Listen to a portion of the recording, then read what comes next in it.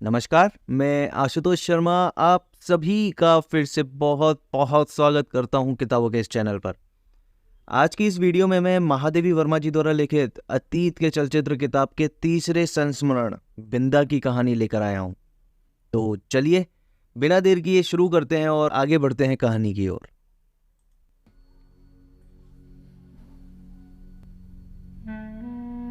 सबीत सी आंखों वाली उस दुर्बल छोटी और अपने आप ही सिमटी सी बालिका पर दृष्टि डालकर मैंने सामने बैठे सज्जन को उनका भरा हुआ प्रवेश पत्र लौटाते हुए कहा, आपने आयु ठीक नहीं भरी है, ठीक कर दीजिए, नहीं तो पीछे कटनाई पड़ेगी।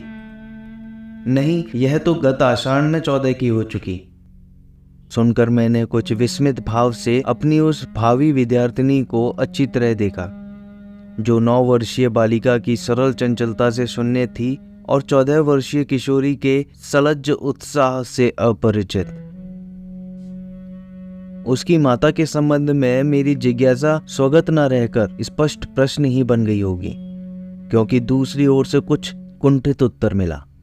मेरी दूसरी पत्नी है और आप तो जानती ही होंगी। और उनके वाक्य को अधसुना ही छोड़कर मेरा मन स्मृतियों की चित्रशाला में 2 युगों से अधिक समय की भूल के नीचे दबे बिंदा या बिंदेश्वरी के धुंधले चित्र पर उंगली रखकर कहने लगा, ज्ञात है, अवश्य ज्ञात। बिंदा मेरी उस समय की बाल्य सखी थी जब मैंने जीवन और मृत्यु का अमिट अंतर जान नहीं पाया था। अपने नाना और दादी के स्वर्ग गमन की चर्चा सुनकर मैं बहुत गंभीर और आश्वत भाव से घर भर को सूचना दे चुकी थी कि जब मेरा सिर कपड़े पहनने की अलमारी को छूने लगेगा तब मैं निश्चय ही एक बार उनको देखने जाऊंगी। न मेरे इस पुण्य संकल्प का विरोध करने की किसी को इच्छा हुई और न मैंने एक बार मरकर कभी न लौट सकने का नियम जाना। ऐसी दशा में छोटे छोटे असमर्थ बच्चों को छोड़कर मर जाने वाली मां की कल्पना मेरी बुद्धि में कहाँ ठहरती। मेरा संसार का अनुभव भी बहुत संक्षिप्त सा था। अज्ञानावस्था में मेरा साथ देने वाली सफेद कुत्ती सीढ़ियों के नीचे वाली अंधेरी कोठरी में आंख मूंदे पड़े रहने वाले बच्चों की इतनी सतर्क पहरेदार हो उठी थी कि उसका गुर्राना मेरी सारी ममता भरी मैत्री पर पानी फेर देता था। भूरी पूसी भी अपने चूहे जैसे निसहाय बच्चों को तीखे पैने दांतों में ऐसी कोमलता से दबाकर कभी लाती कभी ले जाती थी कि उनके कहीं एक दांत भी ना चुभ पाता था। ऊपर की छत के कोने पर कबूतरों का और बड़ी तस्वीर के पीछे गौरैया का जो घोंसला था, उसमें खुली हुई छोटी छोटी चोंचों और उनमें सावधानी से भरे जाते दानों और कीड़े मकोड़ों को भी मैं अनेक बार देख चुकी थी। बछिया को हटाते हुए ही रंभा रंभा कर घर भर को यह दुखद समाचार सुनाने वाली अपनी श्यामा गाय की व्याकुलता भी मुझसे छिपी न थी। एक बच्चे को कंधे से चिपकाए और एक उंगली पकड़े हुए जो भिखारिन द्वार द्वार फिरती थी, वह भी तो बच्चों के लिए ही कुछ मांगती रहती थी। अतः मैंने ये निश्चित रूप से समझ लिया था कि संसार का सारा कारोबार बच्चों को खिलाने पिलाने और सुलाने आदि के लिए ही हो रहा है, और इस महत्वपूर्ण कर्तव्य में भूल न होने देने का काम मां नामधारी जीवों को सौंपा गया है। और बिंदा के भी तो मां थी, जिन्हें हम पंडिताइन चाची और बिंदा नई अम्मा कहती थी।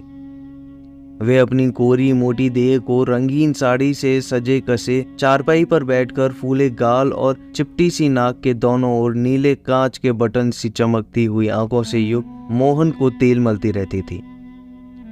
उनकी विशेष कारीगरी से संवारी पार्टियों के बीच में लाल स्याही की मोटी लकीर सा सिंदूर, उन्नीदी सी आंखों में काले डोरे के समान लगने वाला काजल, चमकीले कर्ण फूल, गले की माला, नगदार रंग बिरंगी चूड़ियां और घुंघरूदार बिछुए मुझे बहुत भाते थे, क्योंकि यह सब अलंकार उन्हें गुड़िया की समानता दे देते थे। यह सब तो ठीक था, पर उनका व्यवहार विचित्र सा जान पड़ता था। सर्दियों के दिनों में जब हमें धूप निकलने पर जगाया जाता था, गर्म पानी से हाथ मुंह धुलाकर मोजे, जूते और ऊनी कपड़ों से सजाया जाता था और मना मना कर गुनगुना दूध पिलाया जाता था, तब पड़ोस के घर में पंडिताइन चाची का स्वर उच्च से उच्चतर होता रहता था। यदि उस गर्जन तर्जन का कोई अर्थ समझ में ना आता तो मैं उसे श्यामा के रंभाने के समान स्नेह का प्रदर्शन भी समझ सकती थी, परंतु उसकी शब्दावली परिचित होने के कारण ही कुछ उलझन पैदा करने वाली थी। उठती है या आऊं? बैल कैसे दीदे क्या निकाल रही है? मोहन का दूध कब गर्म होगा? अभागी मरती भी नहीं। आदि वाक्यों में जो कठोरता की धारा बहती रहती थी उसे मेरा बोध मन भी जान ही लेता था। कभी कभी जब मैं ऊपर की छत पर जाकर उस घर की कथा समझने का प्रयास करती, तब मुझे मैली धोती लपेटे हुए बिंदा ही आंगन से चौके तक फिरकनी सी नाचती दिखाई देती। उसका कभी झाड़ू देना, कभी आग जलाना, कभी आंगन के नल से कलसी में पानी लाना, कभी नई अम्मा को दूध का कटोरा देने जाना मुझे बाजीगर के तमाशे जैसा लगता था, क्योंकि मेरे लिए तो ये सब कार्य असंभव से थे। पर जब उस विस्मित कर देने वाली कौतुक की उपेक्षा कर पंडिताइन चाची का कठोर स्वर गूंजने लगता, जिसमें कभी कभी पंडित जी की घुड़की का पुट भी रहता था, तब न जाने किस दुख की छाया मुझे घेर लेती थी, जिसकी सुशीलता का उदाहरण देकर मेरे नटखटपन को रोका जाता था। वही बिंदा घर में चुपके चुपके कौन सा नटखटपन करती रहती है, इसे बहुत प्रयत्न करके भी मैं ना समझ पाती थी। मैं एक भी काम नहीं करती थी और रात दिन ऊधम मचाती रहती, पर मुझे तो माँ ने ना मर जाने की आज्ञा दी और ना आंखें निकाल लेने का भय दिखाया। एक बार मैंने पूछा भी, क्या पंडिताइन चाची तुम्हारी तरह नहीं है? माँ ने मेरी बात का अर्थ कितना समझा यह तो पता नहीं। उनके संक्षिप्त है से न बिंदा की समस्या का समाधान हो सका और न मेरी उलझन सुलझ पाई।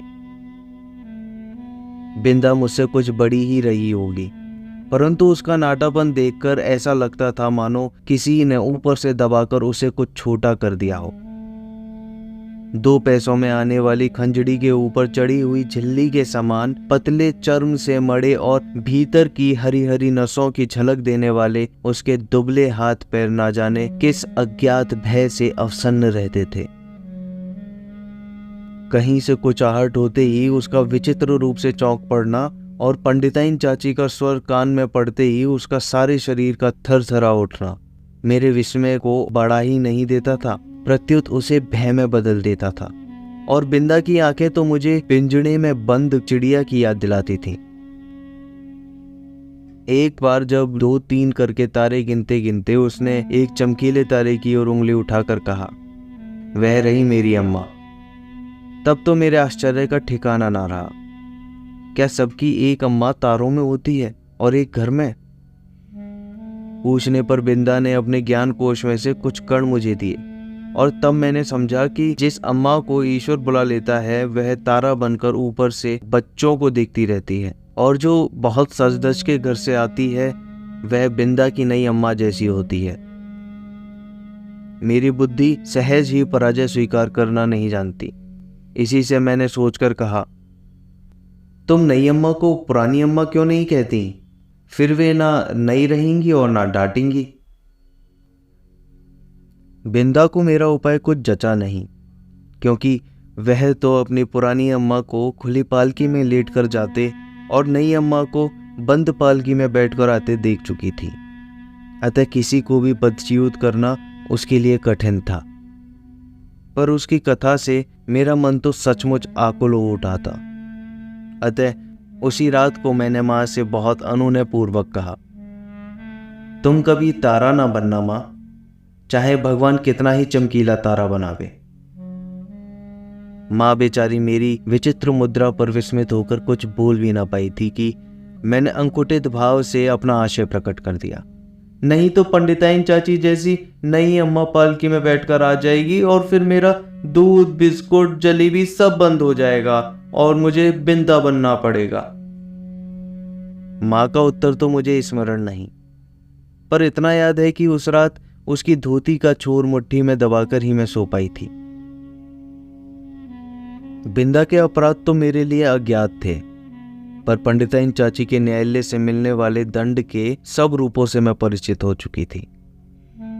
गर्मी की दोपहर में मैंने बिंदा को आंगन की जलती धरती पर बार बार पैर उठाते और रखते हुए घंटों खड़े देखा था, चौके के खंभे से दिन दिन भर बंधा पाया था और भूख से मुरझाए मुख के साथ पहरू नई अम्मा और खटोले में सोते मोहन पर पंखा जलते देखा था। उसे अपराध का ही नहीं, अपराध के अभाव का भी दंड सहना पड़ता था। इसी से पंडित जी की थाली में पंडिताइन चाची का ही काला मोटा और घुंघराला बाल निकलने पर भी दंड बिंदा को ही मिला।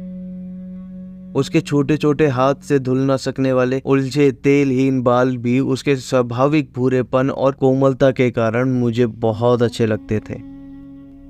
जब पंडिताइन चाची की कैंची ने उन्हें कूड़े के ढेर पर बिखराकर उनके स्थान पर बिल्ली की काली धारियां जैसी रेखाओं से भर दिया तो मुझे रुलाई आने लगी।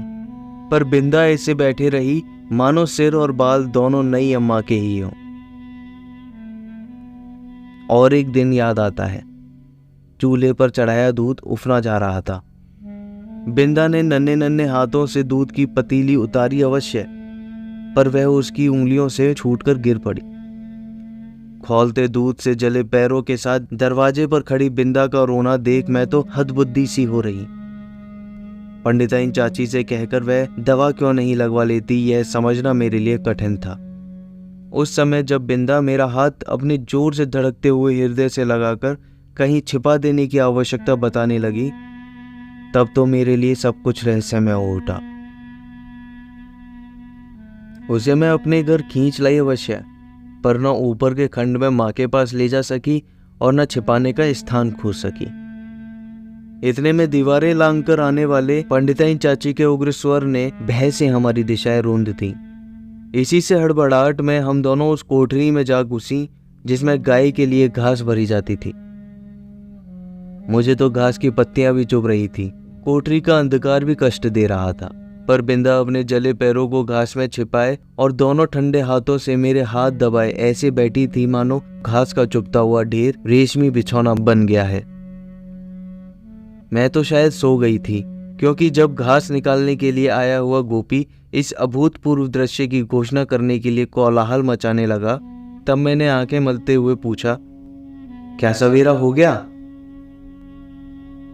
माँ ने बिंदा के पैरों पर तिल का तेल और चूने का पानी लगाकर जब अपने विशेष संदेशवाहक के साथ उसे घर भिजवा दिया, तब उसकी क्या दशा हुई यह बताना कठिन है। पर इतना तो मैं जानती हूँ कि पंडिताइन चाची के न्याय विधान में न क्षमा का स्थान है न अपील का अधिकार। फिर कुछ दिन तक मैंने बिंदा को घर आंगन में काम करते नहीं देखा। उसके घर जाने से माँ ने मुझे रोक दिया था, पर वे प्राय कुछ अंगूर और सेब लेकर वहां वो आती थी। बहुत खुशामद करने पर रुकिया ने बताया कि उस घर में महारानी आई हैं। क्या वे मुझसे नहीं मिल सकती? पूछने पर वह मुंह में कपड़ा ठूंस कर हंसने लगी। जब मेरे मन का कोई समाधान न हो सका, तब मैं एक दिन दोपहर को सबकी आंख बचाकर बिंदा के घर पहुंची। नीचे के सुनसान खंड में बिंदा अकेली एक खाट पर पड़ी थी। आंखें गड्ढे में धंस गई थीं, मुख दानों से भरकर ना जाने कैसा हो गया था, और मैली सी चादर के नीचे बिछा शरीर बिछौने से भिन्न ही नहीं जान पड़ता था। डॉक्टर, दवा की शीशियां, सिर पर हाथ फेरती हुई माँ और बिछौने के चारों ओर चक्कर काटते हुए बाबूजी के बिना भी बीमारी का अस्तित्व है, यह मैं नहीं जानती थी। इसी से उस अकेली बिंदा के पास खड़ी होकर मैं चकित सी चारों ओर देखती रह गई। बिंदा ने ही कुछ संकेत और कुछ अस्पष्ट शब्दों में बताया कि नई अम्मा मोहन के साथ ऊपर के खंड में रहती है, शायद चेचक के डर से। सवेरे शाम बरौनी आकर उसका काम कर जाती है। फिर तो बिंदा को देखना संभव ना हो सका, क्योंकि मेरे उस आज्ञा उल्लंघन से माँ बहुत चिंतित हो उठी थी।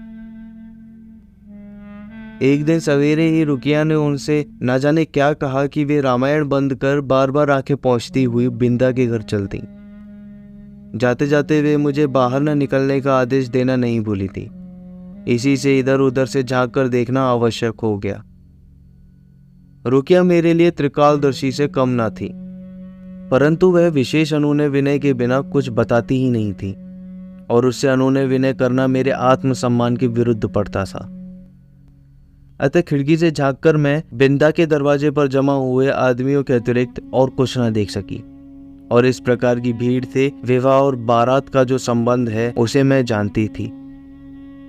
तब क्या उस घर में विवाह हो रहा है, और हो रहा है तो किसका, आदि प्रश्न मेरी बुद्धि की परीक्षा लेने लगे। पंडित जी का विवाह तो तब होगा जब दूसरी पंडिताइन चाची भी मरकर तारा बन जाएगी, और बैठ न सकने वाले मोहन का विवाह संभव नहीं। यही सोच विचार कर मैं इस परिणाम तक पहुंची कि बिंदा का विवाह हो रहा है, और उसने मुझे बुलाया तक नहीं।